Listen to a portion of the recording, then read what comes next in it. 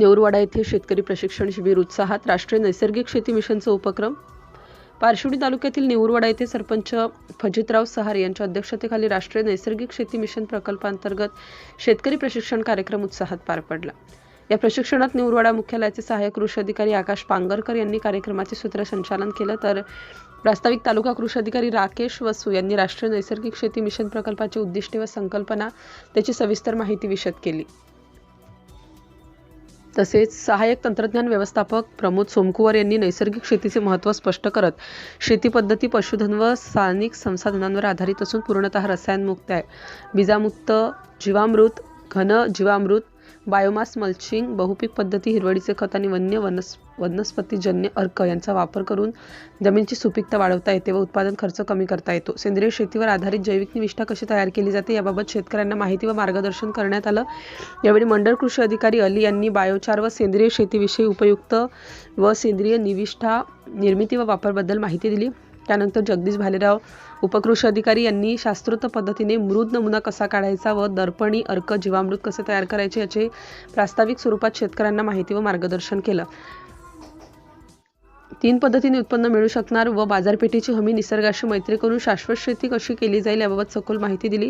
तसेच आशिष धोटे प्रगतिशील शेतकरी यांनी ट्रायकोडर्मा ग्रॅन्युअल खत, सप्तधान्य सरी व जैविक निविष्ठा कशा पद्धतीने तयार केले जातात याबाबत सविस्तर माहिती व मार्गदर्शन केलं.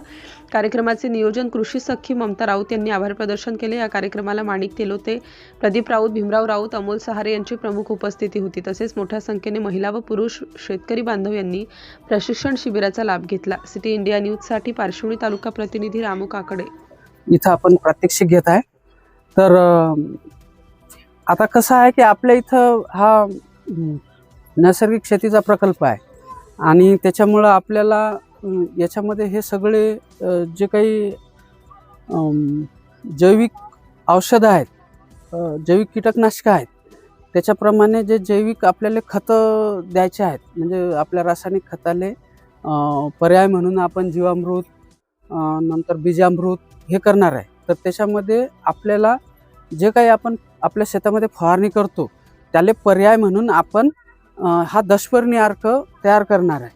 तर आता सगळ्यात पहिलं आपण याचे जे काही बेसिक गोष्टी आहेत त्या आपण लक्षात घ्यायला पाहिजेत की ह्याचं काम काय आहे, करते कसा आणि याला वापरायचा कसा आहे आणि याचं काम ॲक्च्युअली हा करते कसा.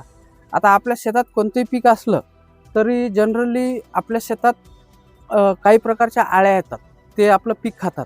काही प्रकारच्या सकिंग पेस्ट म्हणजे रस शोषणाऱ्या किडी येतात, त्यासुद्धा खातात. काही आपल्या इथं रोग येतात बुरशीचे किंवा बॅक्टेरियाचे, तर ते हे करतात. तर याच्यामध्ये असं आहे की ह्यो नेमका काम कसा करते हे. आता याच्यामध्ये जे काही झाडपाले आहेत या झाडपालामध्ये आपल्याला 10 प्रकारचे झाडाचा पाला लागते.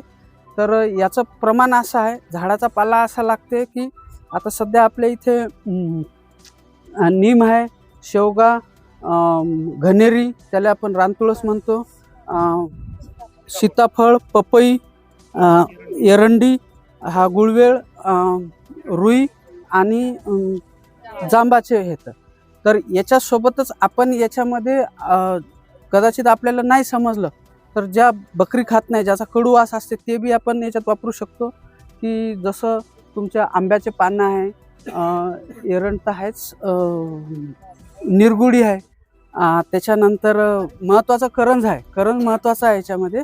करंज आहे, त्याच्यासोबत तुमचा तण येते बावची, तुमचा कडू कारल्याच्या वेलाचे पानं टाकू शकतो आपण.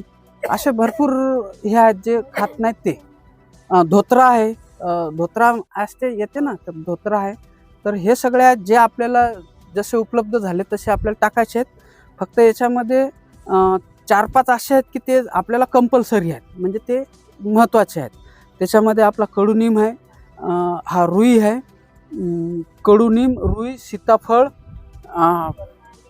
आणि एक करंज आहे एक याच्यात, ते आपल्याला महत्त्वाचं आहे कंपल्सरी. आता हे महत्त्वाचे काऊन आहेत, याचे काय काय गुणधर्म आहेत आपण याच्यामध्ये सांगू. आता पहिला सगळ्यात महत्त्वाचा आहे नीम. तर निंबामध्ये काय असते की कडूवास असते, बरोबर. हे तर सगळ्याला माहिती आहे, निंबाचा कडूवास असते. आता हे काम कसं करते की आपल्या शेतामध्ये जेव्हा